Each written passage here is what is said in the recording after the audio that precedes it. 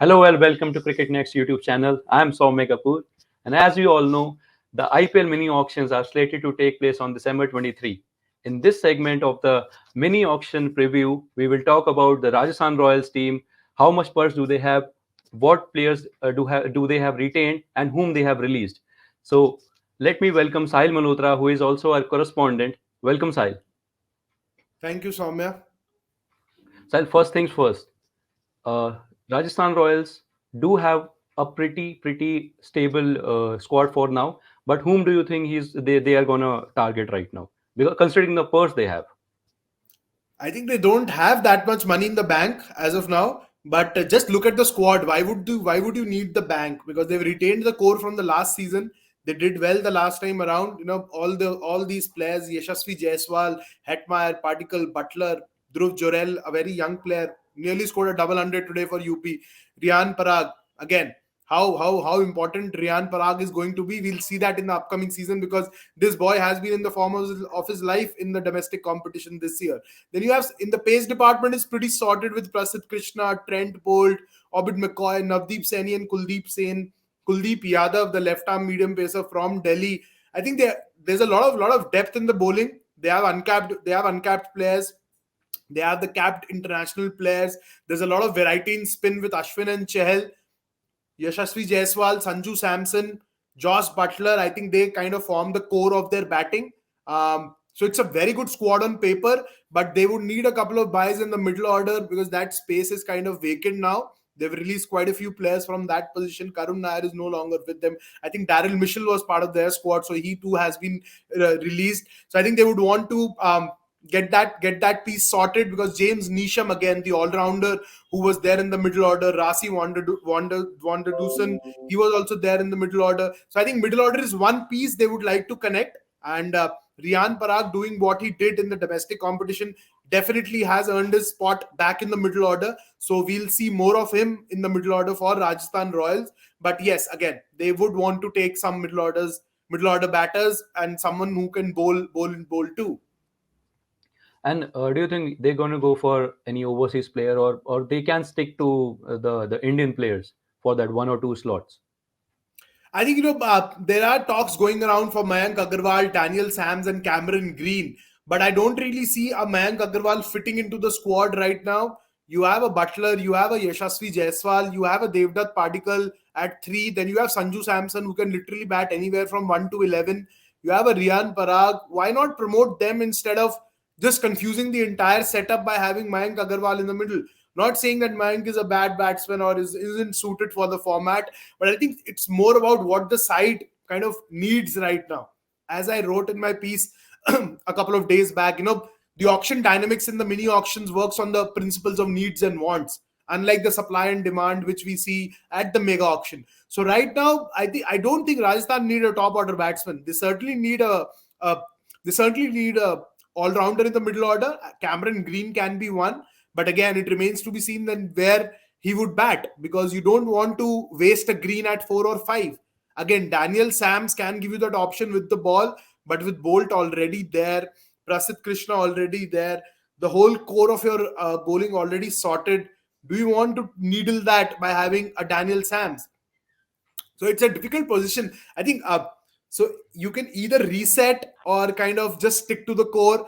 But with Rajasthan, the minute changes which they need in the middle order and a couple of backups for probably a Ashwin or a Yuzvendra Chahal, because it's a long tournament. A lot of traveling will be there this time around. So you want to keep the niggles in mind. So they definitely need a couple of cheap spin options, probably a left arm spinner there just to add a different mix to the squad and the complete lineup. But I think middle order is which is something which needs attention for them right now. So they can go for a spinning all rounder, probably not a seaming all rounder, or not They someone who can, can. they can, just They have just that factor space. in where just factor in where you are going to play. Again, the beauty of mini auction is that it allows you to be ahead of time. It allows you to plan better because you know what the opposition has, you know what the opposition is going to get, and you know what you want and how you can best manage with the resources at your disposal. So even a left arm spinning all rounder, someone like a Shabaz is there with RCB. Just an example, someone in the Shabaz or Krunal mold, lower down the order. can do wonders for them. Or probably, will they kind of go back to Mayank Markande because they released him ahead of the auction? They had someone like a Tejas Baroka from Delhi, another tall leg spinner who was released ahead of these auction. So it depends, what kind of players they want in the mix. There are a lot of players who attended trials for Rajasthan Royals. There's an off spinner from Delhi, Shivam Sharma, all rounder, who also went in and attended trials for Rajasthan Royals. Quite a few top order batters went there too. But I think spin bowling all rounders in particular, and people who can bat and bat big, in the middle order. That's what something which Rajasthan would need right now.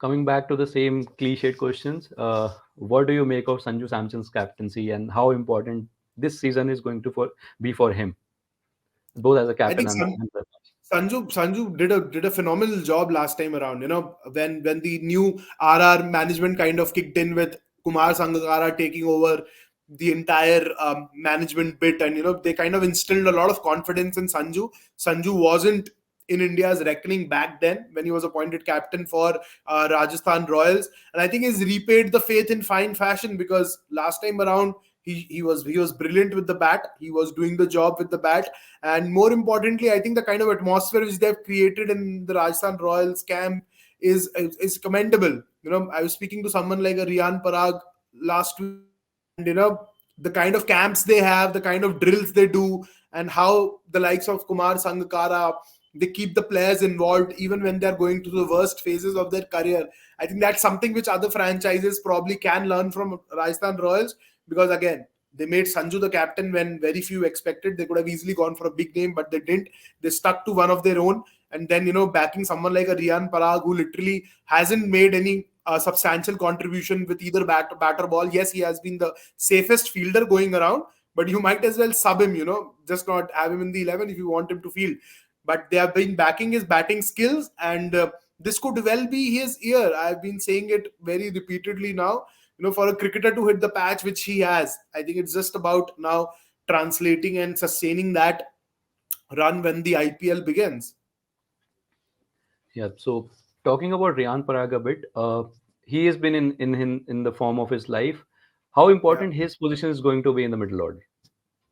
I think he definitely will be batting higher up the order this time around. That's for sure. And you can hold me accountable if that doesn't happen. Because from what I've heard and the kind of signals which he has sent already, batting in at 4 and 5 for Assam in Vijay Hazare Trophy, in Syed Mushtaq Ali Trophy. Then, in the first round of Ranji Trophy against Saurashtra, against, bowling bowling of Chetan Sakaria, someone like a D.A. Jadeja, Path Boot, well-rounded bowling attack. He had a 90 odd and a 70 odd, scored a couple of hundreds at least, so he's in a good space of mind. And something which he's consciously working on and working very hard on is his bowling. And he told me that, presence of someone like a Ravi Ashwin or Yuzvendra Chahal has done wonders for his bowling. So, and he's a very intelligent cricketer. So he comes across as a boy who doesn't care, the kind of tweets he has. He gives you an I don't care kind of attitude, but he's a very, very good student of the game, analyzes the game well, knows his strength and weaknesses. And right now he's very much aware of the fact that to break into the Indian setup, you need to bat well, bowl well, field well. He was a batter, he was a fielder, and now he has been consistently bowling in the domestic circuit. So on a personal level, he has kind of ticked all those three boxes, and now it's just about replicating what he has done in the domestic circuit at the IPL, and then probably take the next step towards the Indian cricket team. So a lot of expectations from Riyan Parag and a balance-looking Royal side. That brings us to the close for this session. But thank you very much, Sahil, for your insights, for your inputs. We will get back to you again. And all the users, all the viewers who are watching us, please subscribe our channel Cricket Next for all the updates from mini auctions and from the cricketing world. Thank you.